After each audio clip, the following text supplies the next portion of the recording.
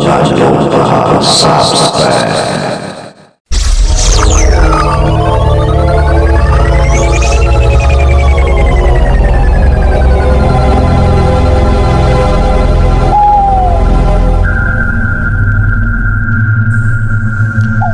Kembali tim Cimat punya cerita dengan judul Teror Karyau bagian yang kedua. Cerita misteri bersambung ini ditulis oleh Neno Kristiandi Nelis.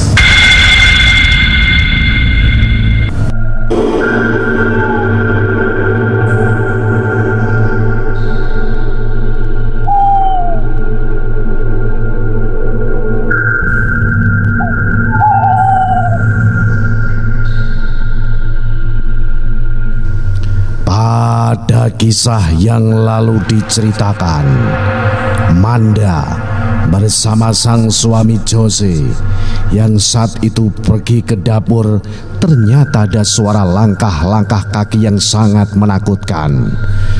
Setelah lampu mendadak padam, tiba-tiba terdengar suara langkah kaki yang menuju ke arah mereka. Namun semua berubah menjadi normal ketika pintu depan ada yang mengetuk serta memanggil-manggil nama mereka.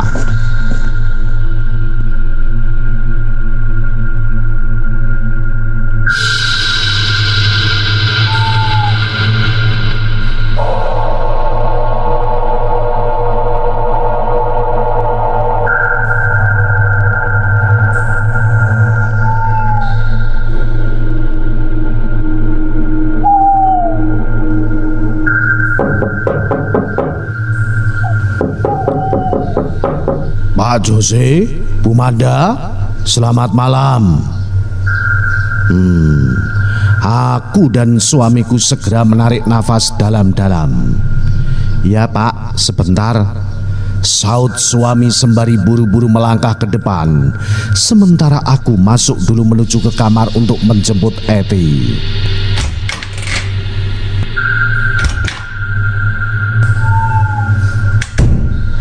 Selamat malam Pak Kades, mari silahkan duduk, ucap suamiku kemudian sembari membukakan pintu.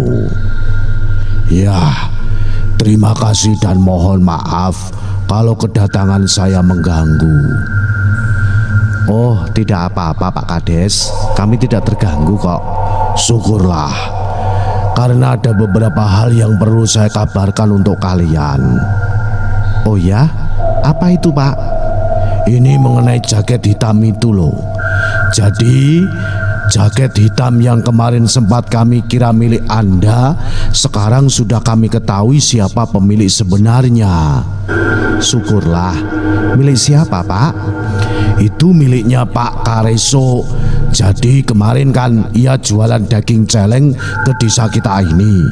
Kemudian saat dalam perjalanan pulang, jaketnya terkena darah celeng tersebut. Nah, karena tak mau repot, ia kemudian memutuskan untuk membuang saja jaketnya ke pinggir jalan. Siapa sangka kalau di lokasi tempatnya membuang jaket itu malah terjadi longsor. Dan secara kebetulan longsor tersebut tidak sampai menimbun jaket yang dibuangnya itu. Itulah sebabnya kami bisa menemukan jaket tersebut. Oh begitu ya. Aduh, kemarin itu aku sampai syok loh Pak. Ucapku dengan bersungguh-sungguh. Iya, saya pun juga sempat kaget. Apalagi para tetangga pun ada yang ikut-ikutan mengira saya lah yang tertimbun longsor itu, karena jaketnya benar-benar mirip dengan punya saya. Timpal suamiku pula. Ya, tapi syukurlah sekarang semuanya sudah beres. Semoga tidak ada kejadian seperti itu lagi. Amin. Sautku dan suami hampir bersamaan. Lalu karena sudah tidak ada hal penting yang perlu dibicarakan lagi, tak lama kemudian Pak Kades pun akhirnya pamit pulang. Kami pun benar-benar pandai menjaga sikap hingga beliau sama sekali tak tahu kalau beberapa menit lalu kami baru saja mengalami kejadian yang sangat menegangkan, yang diam-diam mulai aku curigai ada hubungannya dengan kejadian tanah longsor itu.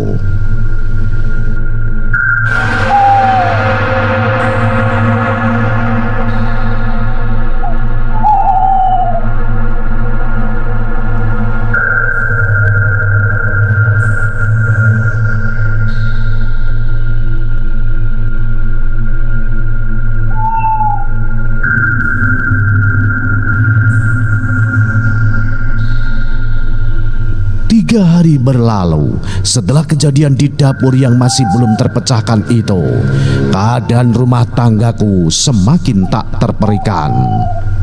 Sikap suamiku yang acuh tak acuh itu semakin menjadi-jadi, dan hal itu diperparah pula oleh putriku yang semakin hari semakin takut kepadanya. Bahkan tadi malam suamiku sampai harus rela tidur di ruang tamu agar Erti bisa tenang. Kak Jos, kenapa hal-hal seperti ini terjadi sama kita? Tanyaku akhirnya pada saat kami bertiga selesai makan malam. Hal-hal apa? Jadi kakak tidak mengerti kalau ada banyak hal-hal yang terjadi di rumah ini. Bisa lebih spesifik? Tidak usah aku sebutkan lebih spesifik pun, kakak pasti mengerti maksudku. Aku memang tak mengerti maksud kamu. Tapi yang jelas aku melihat sekarang kalian baik-baik saja kan? Itulah yang paling terpenting untukku. Sudah ya, aku mau tidur dulu, besok mau kerja. Tukas suamiku sembari berlalu dari hadapanku dan Eti tanpa ekspresi apapun. Aku hanya mendesah tak berdaya walau sempat rasanya ingin mengejar dan memaksanya untuk menjelaskan semua ini sampai tuntas.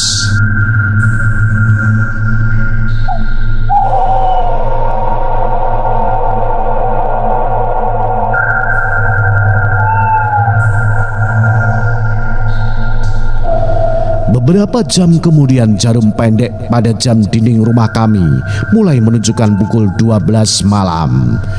Namun kedua mataku masih belum terasa mengantuk walau rasa dinginnya malam semakin menusuki kulit. Aku tahu betul kalau ini tak lain adalah rasa heran dan tanda tanya dalam hatiku yang kian merasa memuncak.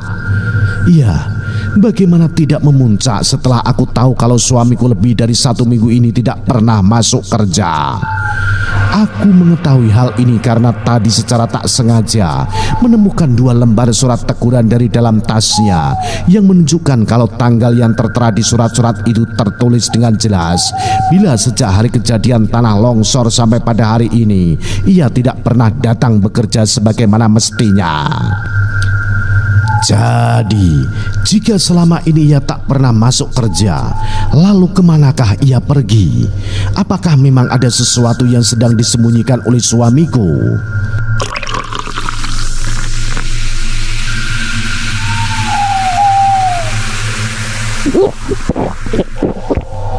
Satu gelas air putih aku telan habis karena saking gelisahnya memikirkan hal itu. Dan saat aku ingin meletakkan gelas pada tempatnya, tiba-tiba saja perasaanku berubah jadi tak karuan. Ini terjadi bukanlah tanpa alasan, sebab sejak beberapa menit yang lalu saat sedang hilir mudik antara kamar dan ruang tamu, sebenarnya ada suara-suara aneh yang sering tertangkap oleh indera pendengaranku. Suara-suara aneh ini awalnya hanya terdengar seperti deru angin saja, tapi lama-kelamaan akhirnya mulai terdengar seperti suara seorang laki-laki yang memanggil-manggil nama putriku. Eti, Eti, Eti putriku, Eti. Siapa itu ya? Ucapku dalam hati sambil celingukan sana sini. Eti, ayo ke aku nak. Aduh, kenapa suara misterius itu menyebut dan memanggil putriku ya? Sentakku akhirnya karena untuk kali ini kalimatnya terdengar cukup jelas. Aku segera buru-buru masuk kamar untuk memastikan jika itu bukan perbuatan suamiku. Oh, ternyata bukan dia. Kumanku dalam hati karena saat itu suamiku tampak sedang tertidur pulas di lantai. Kasihan juga rasanya melihat suamiku yang laki-laki tidur di lantai karena tingkah Eti yang pasti ketakutan lagi tidur bersamanya. Jadi untuk sejenak aku lupakan dulu tentang suara misterius tadi. Aku sekarang buru-buru membangunkan suamiku agar berpindah ke ranjang. Barulah setelah itu aku segera keluar kamar untuk menyelidiki suara misterius itu kembali.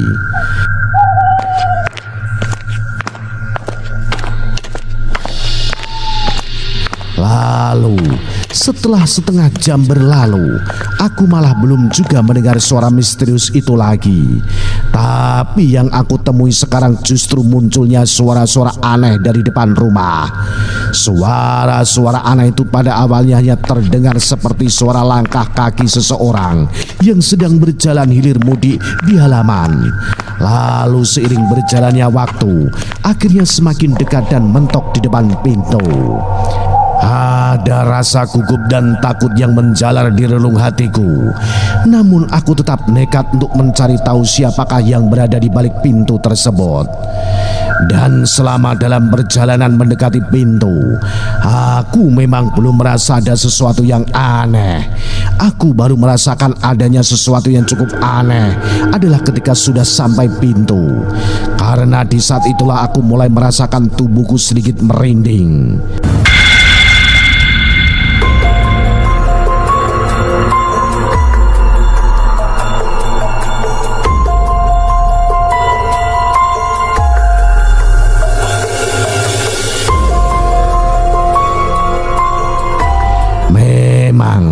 Kalau dipikir-pikir aku masih belum tahu alasan tepat mengapa bisa merinding seperti itu. Satu-satunya yang mungkin bisa dijadikan alasan adalah karena munculnya aroma minyak telon yang entah datang dari mana. Tapi menurutku itu jelas bukan sebagai pertanda kehadiran makhluk lain yang bukan manusia. Apa mungkin ada yang datang bertamu ya? Tapi siapa? Masa bertemu selarut ini bawa-bawa anak kecil pula? Ucapku dalam hati sambil pelan-pelan menyibak korden. Awalnya aku sengaja menyibak korden itu adalah untuk melihat apakah di luar sana ada orangnya. Tapi setelah 5 menit tidak melihat siapa-siapa, aku akhirnya memutuskan untuk membuka pintu saja.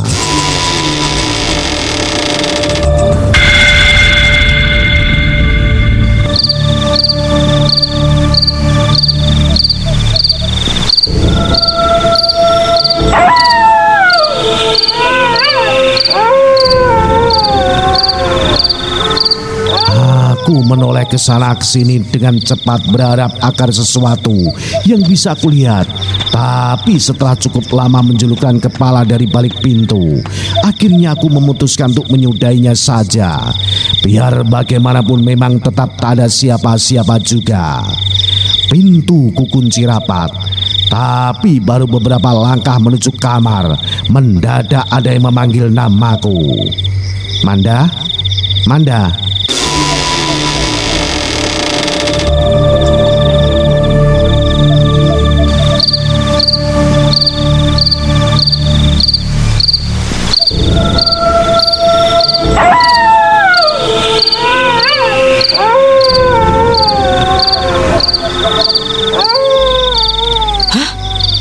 Spontan saja aku langsung menoleh lagi ke arah pintu depan. Dan sungguh kagetnya aku ketika melihat kalau sekarang pintu tersebut sudah dalam keadaan terbuka lebar. Hah?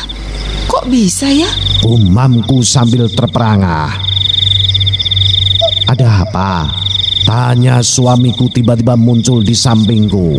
Astaga, kakak bikin aku kaget saja. Memangnya apa yang kamu lakukan di sini? Tanya suamiku lagi sambil mengernyitkan kening. Itu, sautku sambil menunjuk ke arah pintu. Kenapa dengan pintunya? Tadi itu, Aku bingung harus menjawab apa karena saat itu pintu depan sudah kembali tertutup dan terkunci rapat.